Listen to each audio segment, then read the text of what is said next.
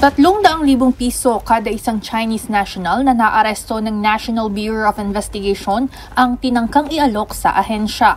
Para ito sa 12 Chinese national na sangkot sa nasa Koteng Scam Hub sa Parañaque na may 400 POGO workers noong January 8. Gumagawa ang mga ito ng iba't ibang klase ng panloloko gaya ng love scam scripts, peking cryptocurrency at investment schemes. 12 of them ay actually na nahuli namin. Flagrante delicto, nando sa harap ng computer nila and doing their things. So that 12 ay inaresto agad namin en flagrante delicto. Ayon sa NBI, nang hinahanda ng dalhin ng mga ito sa NBI office ay nag-alok ang nagpakilalang Ezekiel Bernales, isang Filipino-Chinese interpreter, ng 3.6 million pesos upang matubos ang isang dosenang Chinese national.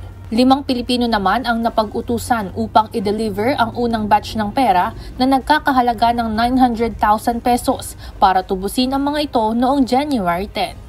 We found out na itong mga Filipino are working for a Chinese boss. Kanya-kanya silang tubos ng mga Chinese na nahuli natin together with the Bureau of Immigration. Giit ng isa sa mga sospek na nagdala ng suhol, hindi niya alam na suhol na ang bitbit niyang pera. Nagulat na lamang anya sila na address na pala ng NBI ang kanilang napuntahan.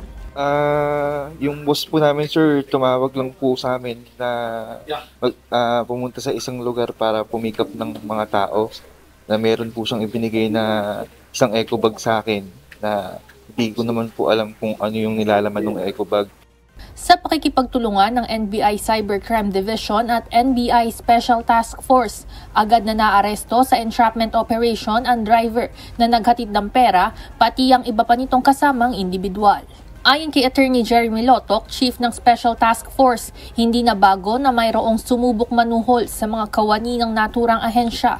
Kaya naman pinag-utos na mismo ni Bureau of Investigation Director Jaime Santiago na hulihin ang mga gagawa ng ganitong mga aksyon. Actually, pangatlo na ho ito since last year na meron kaming kaso na kung saan nagtatry silang i-bribe yung ating mga ahente. Samantala, na-recover mula sa ginanap na entrapment operation ang 900,000 pesos cash na tinangka isuhol sa NBI, pati na rin ang cellphone na ginamit ng mga ito. Sasailalim sa inquest proceedings sa City Prosecutor's Office sa Pasay ang mga individual na nag-deliver ng perang panuhol para sa kasong corruption of public officials. Ivan Alvarez, UNTV News and Rescue. Diyos ang aming sandigan, serbisyo publiko ang aming pinahahalagahan.